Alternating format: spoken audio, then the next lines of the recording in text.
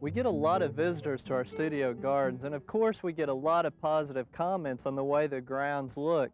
And of course a lot of that has to do with the hard work that Alan Jubbs, our assistant, puts in, but also some of our work studies. But really a large portion of it is the amount of water we have to put on this time of year.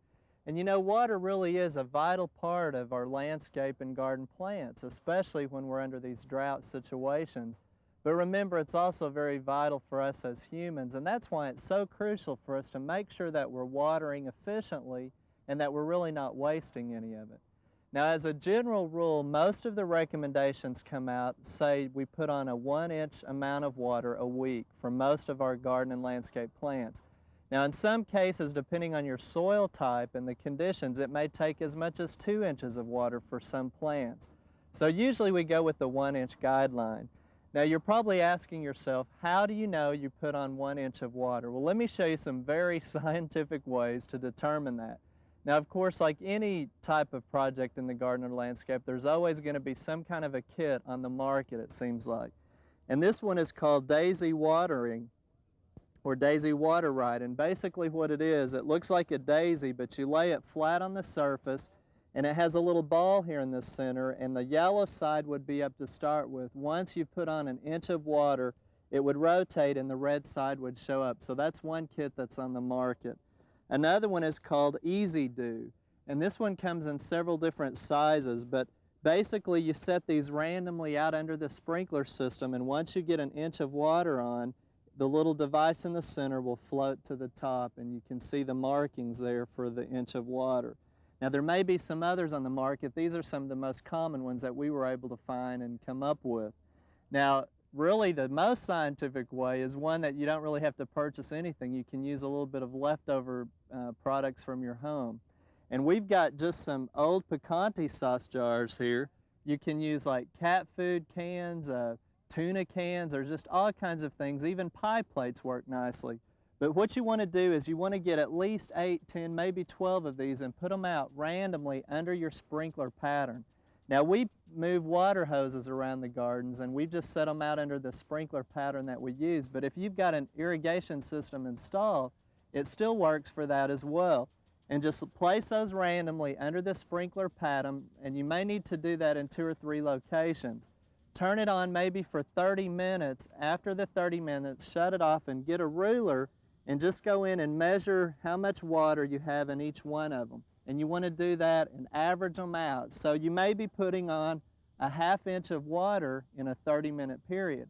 And that will tell you how you can water through the week. Now, usually you would want to put on maybe a 1/2 inch at one time, come back another time and put on the other 1/2 inch. But again, you need to watch your plants, watch your soil types, those types of things, and it will help you determine how you need to water and space it out. But I'd also like to give you some other tips on water use in the garden, landscape, and lawn. And the first one is in the garden. Remember that you need to water deeply and water infrequently. And what that means is most of us go out and turn the water on for a short period of time, and we may do that every day. That's really the worst thing you can do because it causes the root system of the grass and plants to grow shallow. It's better to water less often and more in depth. So water really deeply, that's really a key to it. And the best way to do that is water slowly so the water doesn't run off. And a lot of the new irrigation systems, the drip systems, the microjets, some of those things make it easy for us to do that. Also, it's a great idea to keep the soil loosened up and use mulches when you possibly can. And we've talked about the pros of mulches for quite some time and helping moderate soil temperature and hold that moisture in. Also, keep your garden and landscape well weeded. Those weeds compete for a lot of water, and that can be a big problem because they steal a lot of the water from our plants. Also, in your garden, use wide rows this time of year. It helps shade out and conserve moisture much more rapidly. And avoid watering in windy days. And also, water early in the morning is really the best. Now, this is a big question that people have. It's better to water during the nighttime or early morning. The worst time you can water is when you get home from work. And the reason for that is because the water stays on the foliage all night long until the sun comes out the next morning. That's usually long enough to help encourage disease. So if you water more like at 2, 3, 4, 5, maybe 8 in the morning, then it doesn't stay on the foliage as long and it's less likely to cause disease. Now what about watering during the hot part of the day? Also, a lot of people are concerned about that. It really won't harm the plants, it's just not an efficient time to water. So it's real important to remember early morning or nighttime watering is the best. And of course, locate your garden, in sites where you really have good soil and a lot of organic matter. It will help. Now in the ornamental area, most of those tips will apply, but remember this too, you can create some basins around your trees and shrubs to help hold water where it doesn't run off, and reduce those fertilizer applications this time of year. The more growth you have, the more water it requires.